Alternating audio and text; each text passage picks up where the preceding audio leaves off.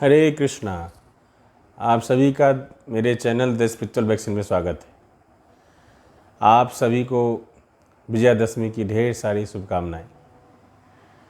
आज हम लोग चर्चा करेंगे रामायण से मिलने वाली 10 शिक्षा जो प्रमुख है उसके बारे में चर्चा करेंगे। वैसे तो अनंत शिक्षाएँ ही रामायण में शिक्षा की भंडार है, जो कि ये राम जी का पूरा विवरण है, लेकिन हम अपने जीवन में जो शामिल कर सकते हैं, जो 10 प्रमुख शिक्षाएं जो मैं कोशिश किया मैं आज आप सबके सामने डिस्कस करूंगा। तो पहला जो शिक्षा ये है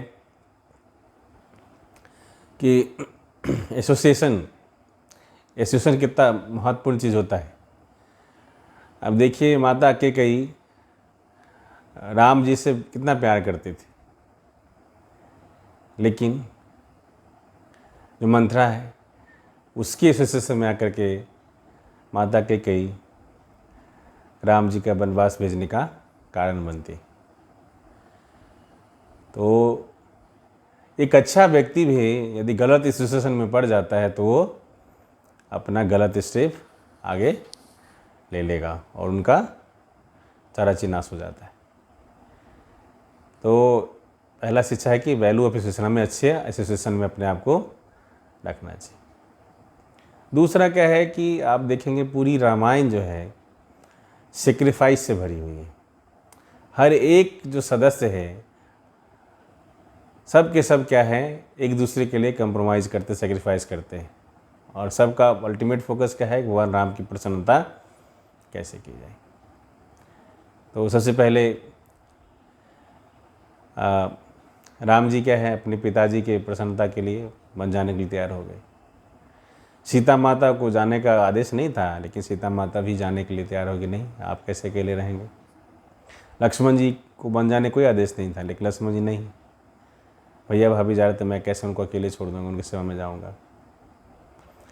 इस तरह फिर देखेंगे भरत जी क्या है, वो जिनको मेन सेंटर में रख के जो है राम जी को वनवास भेजा गया था, लेकिन बाद में भरत जी अपनी माँ को ही बहुत भला बुरा बोलते हैं और माँ से बहुत नाराज़ हो जाते हैं, है ना। और वो क्या है, वो राज चलाने के लिए तैयार नहीं थे, लेकिन फिर भी राम जी के आग्रह पे कि नहीं आपको तो देखना पड़ेगा, तो उनका जो पैर के खड़ाव हैं वो लेके आते हैं और वो उनको जो राज दरबार है उस वहाँ पर रखते हैं और उनके राम जी के बिहाफ में वो शासन करते हैं। और पूरे 14 वर्षों तक वो ज़मीन पे ही सोते हैं और बाहर का जैसे वन में कंदमूलों से खाते हैं वो। तो पूरी आप हम सब जो रामायण, इस तरह लक्ष्मण जी की पत्नी का देखिए, उनका जो कंट्रीब्यूशन है वो बिल्कुल नहीं कि 14 वर्ष तक उनके हस्बैंड बाहर हैं, कैसे उनका सेक्रीफाइस है। तो रामायण में सारे कैरेक्टर का आप देखेंगे कि हर एक जो है फैमिली मेम्बर की प्रसन्नता के लिए अपना सेक्रीफाइस दे रहे हैं, और अल्टीमेट सेक्रीफाइस का सबसे बड़ा सेंटर क्या है, भगवान राम की प्रसन्नता। तो जो वैल्यू ऑफ सेक्रीफाइस है हम सबको समझना चाहिए। कई बार हम सबको लगता नहीं बिना कुछ सेक्रीफाइस के हम सबको जीवन में प्राप्त हो जाए, नहीं। तो सेक्रीफाइस की जो इम्पोर्टेंस है बहुत जरूरी है। तीसरा पॉइंट हम लोग देखेंगे हनुमान जी के कैरेक्टर। हनुमान जी की भक्ति कितने अव्वल दर्जे की थी, हनुमान जी कितने भगवान के विशुद्ध भक्त थे। हनुमान जी भगवान के सेवा में हर परिस्थिति में जहाँ भी ऐसे लगता हो कि हनुमान जी को कि हम भगवान राम के लिए जो है क्या करें, हर हमेशा इसी सोच में रहते थे कि भगवान राम के लिए कैसे सेवा में हम आगे अच्छा कर सकते हैं। और उनकी जो भी सेवा में जो भी सफलता मिली वो हमेशा भगवान की कृपा मान के चलते थे।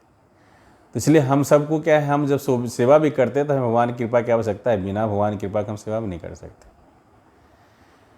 तो ये बहुत ज़रूरी है। तो हम लोग को सेवा का भाव हनुमान जी की तरह रखना चाहिए कि हमेशा जो है वो राम की सेवा में तत्पर रहते। उनके जीवन के सेंटर में हमेशा राम जी रहा करते थे, इसलिए वो राम जी के हनुमान जी बहुत प्रिय थे। राम जी हनुमान जी को बहुत पसंद करते थे। और चौथा हम लोग देखेंगे कि नाम के महत्व का। देखिए, राम जी को लंका जाने के लिए सेतु निर्माण करना पड़ता है। वैसे राम जी कैसे भी जा सकते थे, बट लीला के माध्यम से भगवान राम जी पहले समुद्र को देव को प्रार्थना करते, फिर बाद में समुद्र में सेतु बनवाते, फिर अयोध्या जाते हैं। लेकिन हनुमान जी जय श्री राम बोलते हैं और छलांग मार के लंका पहुंच जाते हैं। तो वैसे भगवान के नाम और भगवान में कोई अंतर, लेकिन यहाँ पे देखा जाए तो भगवान का नाम जो है that is more powerful than Ram himself. तो भगवान का नाम जो है भगवान से ज़्यादा पावरफुल है। इन द सेम वे माता सबरी राम जी का इंतज़ार कर रही थी, क्योंकि उनके गुरु जो हैं बताए थे कि नहीं, राम भगवान आएंगे आपसे मिलने को लाएंगे। तो अपनी कुटिया में इंतज़ार कर रही थी। रोज़ जो है भगवान के आने का राह देखती थी, रास्ते में रोज़ फूल बिछाती थी और इंतज़ार करती थी और हमेशा राम राम करती रहती थी। लेकिन दूसरी तरफ देखिए, शूर्पणखा जो है राम जी को डायरेक्ट अप्रोच करना चाह रहे थे। तो क्या रिजल्ट हुआ? शूर्पणखा की नाक कट गई और सबरी का जूठा बैर खाने के लिए भगवान सबरी से मिलने के लिए आते। तो हम लोग कई बार भगवान को डायरेक्ट अप्रोच करना चाहते हैं, लेकिन जब भगवान के नाम के थ्रू अप्रोच करेंगे तो निश्चित तौर पर भगवान हम सबके समक्ष प्रकट होंगे। तो नाम की महत्ता। और 5वां पॉइंट हम देख सकते हैं कि पेशेंस का जो है कितना लाइफ में आवश्यकता है। और सेम अगेन यहाँ स्टोरी आती है माता सबरी की। वो इंतज़ार करते रहे कि भगवान राम आएंगे। हम लोग हमेशा अपने आध्यात्मिक जीवन में थोड़ा कुछ एक्टिविटी करते हैं, हमें लगता है भगवान तो कुछ सुन नहीं रहे हैं, भगवान कुछ हमारे तरफ ध्यान नहीं दे रहे हैं, मेरा तो कोई फ़र्क नहीं पड़ रहा है मेरे लाइफ में, है ना। हम तुरंत 2-4 साल कुछ भक्ति करते, थोड़ा बहुत हम अपने आप पे डाउट होने लगते, नहीं मैं कहीं सही राह पे तो नहीं जा रहा हूँ, मेरा कोई गलत राह तो नहीं हो गया, भगवान तो मेरा कुछ सुन ही नहीं रहे। लेकिन हमेशा भक्ति में क्या है? उत्साह, निश्चय और धैर्य, तीनों की आवश्यकता होती है। हमें उत्साह भी होना चाहिए और हमें दृढ़ निश्चय भी होना चाहिए और धैर्य भी होना चाहिए। तो माता सबरी का धैर्य था और राम जी मिलने के लिए उनसे। अगला लर्निंग लेसन हम लोग देख सकते हैं कि कंट्रीब्यूशन, चाहे छोटा हो चाहे बड़ा हो, कंट्रीब्यूशन होता है। तो देखा जाए तो गिलहरी का कंट्रीब्यूशन, जब राम सेतु बांधी जा रही थी तो सब बंदर से बड़े पत्थर लेके जा रहे थे और गिलहरी छोटा छोटा पत्थर लेके जा रहे थे। तो एक बंदर उसको डांट के भगा दिया। तो गिलहरी उदास होकर राम जी के पास जाते हैं, देखिए प्रभु ऐसे से मैं अपने क्षमता के अनुसार से मैं पूरी सेवा करने की कोशिश कर रहा हूँ, लेकिन बंदर हमसे ऐसे बोल रहे हैं। तो राम जी उसे प्यार से सहलाते हैं और फिर सही बंदर को बुला के समझाते हैं कि आप जो बड़े बड़े पत्थर डाल रहे हैं उसके बीच का जो गैप भरने का जो कार्य है वो गिलहरी के छोटे छोटे पत्थरों से हो रही है। और आप लोग अपनी क्षमता के अनुसार पूरा 100% दे रहे हैं कि नहीं दे रहे तो पता नहीं, लेकिन ये गिलहरी अपने पूरी क्षमता के अनुसार से 100% देने का कार्य कर रहा है, इसलिए इनका कंट्रीब्यूशन भी उतना ही महत्वपूर्ण है।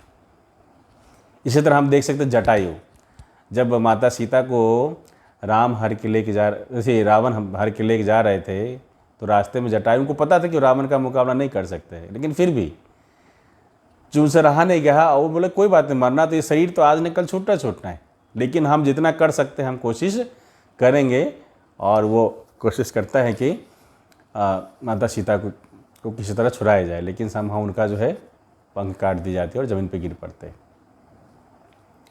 इस तरह हम सबको अपनी पूरी कोशिश करना चाहिए, अपने एफर्ट के अनुसार से हमें जितनी भी हमें क्षमता है हमें पूरी एफर्ट कोशिश लगाना चाहिए, क्योंकि प्रभु क्या है ना हमारे एफर्ट को देखते हैं। प्रभु भावग्राही जनार्दन है, वो हमारे एफर्ट को हमेशा देखते हैं।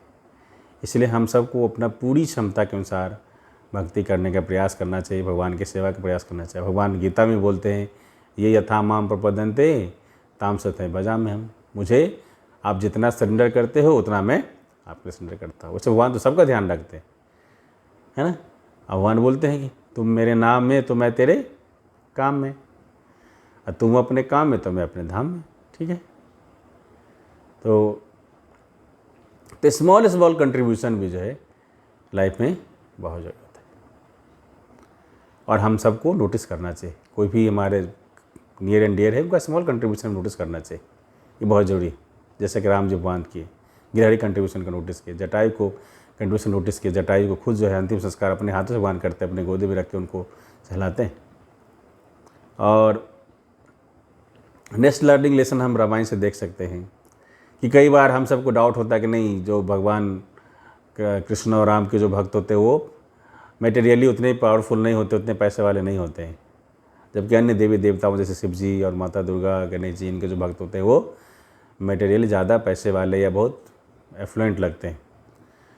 बट ऐसा नहीं है। जो राम जी और कृष्ण जो देते हैं वो क्या है, परमानेंट होता है, और वो उससे बड़ा कुछ गिफ्ट नहीं है। अब देखिए विभीषण है, विभीषण एक बार राम जी को प्रणाम करते हैं और उनको पहले राज्याभिषेक कर देते हैं। बस विभीषण एक बार श्योर करते हैं भगवान मैं आपके साथ रहूँगा, और भगवान राम इस पहले उनका राज्याभिषेक करते हैं और उनको राज दिलाते हैं। इसी तरह सुग्रीव का एग्जाम्पल देखिए, सुग्रीव जो है, सुग्रीव का भाई जो बाली था वो उसको सब राज छीन करके उनकी पत्नी मेरा को छीन लिया था, लेकिन भगवान राम बाली का वध करके जो है सुग्रीव को राज दिलाते हैं। तो ऐसी अनेक कथा आती हैं, जब भगवान राम देते हैं तो वो उसको कोई नहीं छीन सकता। That is the most precious gift. अब रावण को देखिए, शिव जी का वरदान था, लेकिन जब रावण का मरने का समय आया तो रावण जो है शिव जी से प्रार्थना कर रहे थे, लेकिन शिव जी क्या बोलते, नहीं आप क्या है मेरे आराध्य से पंगा ले लिया, अब तो मैं कुछ नहीं कर सकता, है ना। तो जब भगवान कृष्ण और भगवान राम जब देते हैं तो हमें छप्पर फाड़ के देते हैं, उनसे बड़ा गिफ्ट कुछ नहीं हो सकता है। वो जो देते हैं हमें परमानेंट चीज़ देते हैं। तो हम लोग कई बार देवी देवता के पास जाते हैं क्षणिक लाभ के लिए, बट हमको हमेशा भगवान से प्रार्थना करना चाहिए यदि कुछ हमें चाहिए तो। ऐसे भक्त कुछ मांगता नहीं, जो उनको सब पता है, भगवान को सब पता है हमारे बारे में, लेकिन फिर भी यदि हमारी कुछ इच्छाएँ भी हों तो हमको प्रभु के पास जाके बहुत विनम्रता के साथ हम मांग सकते हैं। लेकिन लास्ट हमको जोड़ना है, प्रभु मैं जो बोल रहा हूँ उस पर आप ध्यान मत देना, बस आपको जो सही मेरे लिए लगता है, इन जो मैंने लिस्ट आपको थमाया हूँ उसमें से आपको जो भी मेरे लिए उचित लगता है वही आप करना, बाकी मेरी बात पर ध्यान मत देना। इस भाव के साथ हम सबको मांगना चाहिए, क्योंकि भगवान से ज़्यादा हमारा हितैषी कोई नहीं। भगवान गीता में बोलते हैं सुहृदम सर्वभूतानां ज्ञात्वा मां शांति इच्छते। भगवान हमारे सबसे नियरेस्ट एंड डियरेस्ट फ्रेंड है, ठीक है। इसलिए हम सबको भगवान पे हमेशा भरोसा रखना चाहिए। जो हरे कृष्ण राम देंगे वो कोई देवी देवता नहीं दे सकते, क्योंकि देवी देवता भी अल्टीमेटली इनसे लेके देते हैं, क्योंकि अल्टीमेट ऑथोरिटी तो ही हैं। तो इस तरह से हम सबको भगवान पे पूर्ण विश्वास होना चाहिए। और एक और मुख्य शिक्षा हम रामायण से ले सकते हैं कि हम लोग अक्सर ये सोचते हैं कि राम राज तो हमें चाहिए, लेकिन राम की आवश्यकता नहीं, हम बिना राम का राम राज चाहते हैं। लेकिन ऐसा संभव है क्या? नहीं संभव। जब अयोध्या से भगवान जब वनवास के लिए चले गए थे तो पूरी अयोध्या में जो है एक भी दिन जब तक भगवान बाहर रहे, शाम को चूल्हा नहीं जलता था। सब के सब ऐसे दुबले पतले बिना खाए से हो गए, जैसे लगता सब मरणासन स्थिति में आ गए थे, क्योंकि राम नहीं थे। तो उन लोगों का सारा जीवन का जो सार था, जो जीवन का जो महत्व था, उसी पूरी खत्म होती। इसी तरह हम सबको समझना चाहिए कि बिना राम का राम राज की कल्पना नहीं की जा सकती। तो हम सबको यदि हम चाहते हैं राम राज लाना चाहते हैं, हमको राम को अपने हृदय में और अपने घर के फोकस में रखना पड़ेगा, है ना। हम जो भी काम करें इस भाव से करें कि राम की प्रसन्नता, भगवान कृष्ण की प्रसन्नता के लिए काम की जाए। भगवान कैसे प्रसन्न होंगे और उनको कैसे प्रसन्न होंगे उसके बारे में भगवान अपने जो अलग अलग शास्त्र उसमें दे रखे, और प्रमुख शास्त्र भगवद गीता है। भगवद गीता भगवान की खुद इंस्ट्रक्शन है, भगवान खुद बोले भगवद गीता। भगवद गीता आप सबको जरूर पढ़ना चाहिए, और जो भगवद गीता का जो इंस्ट्रक्शंस है, Bhagavad Gita manual of life है, उस इंस्ट्रक्शन को पढ़ना चाहिए। किसी गाइडेंस में, किसी टीचर के गाइडेंस में पढ़ना चाहिए, और उसके प्रिंसिपल्स को फिर अपने लाइफ में अप्लाई करना चाहिए। क्योंकि जब तक हम अप्लाई नहीं करेंगे तब तक हमारी ज़िंदगी में कोई परिवर्तन नहीं होने वाला।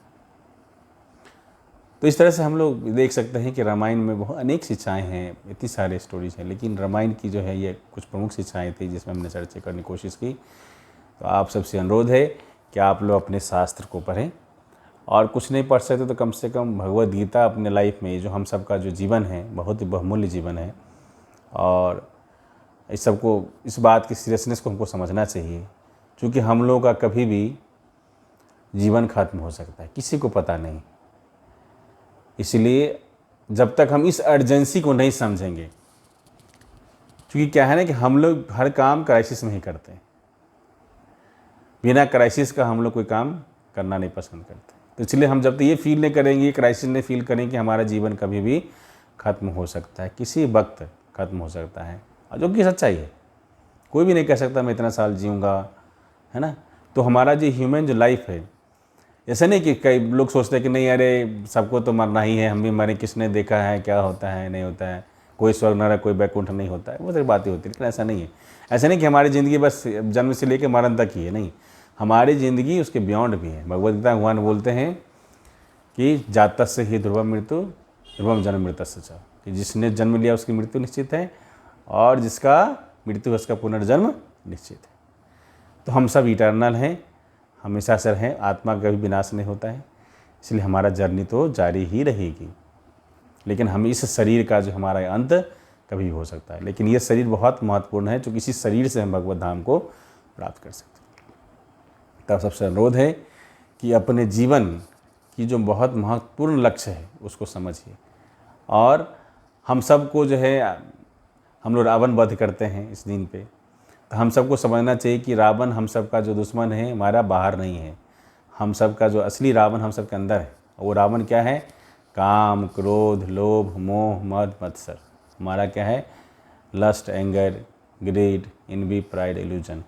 ये हमारा असली हम सब के अंदर रावण। तो एक जो आध्यात्मिक व्यक्ति होता है, हमेशा अपना जो क्या है वो दुश्मन अपने अंदर खोजता है, और जो भौतिकवादी व्यक्ति होते हैं उनका दुश्मन हमेशा वो बाहर ढूंढता रहता है। तो एक्चुअली में हम सब का दुश्मन हमारे अंदर ही है, हमारा मन से लेकर के हमारा जो है ये जो हमारे 6 लेयर हैं। तो हमारा यदि अनकंट्रोल माइंड है और हमारा काम, क्रोध, लोभ, मोह, मद, मत्सर यदि हमारा कंट्रोल नहीं है, तो फिर हम सबसे बड़े दुश्मन के साथ रह रहे हैं। और जब तक हम इसको कंट्रोल नहीं करेंगे तब तक हमें क्या है, अपने जीवन में हम सबको सफल नहीं समझना चाहिए।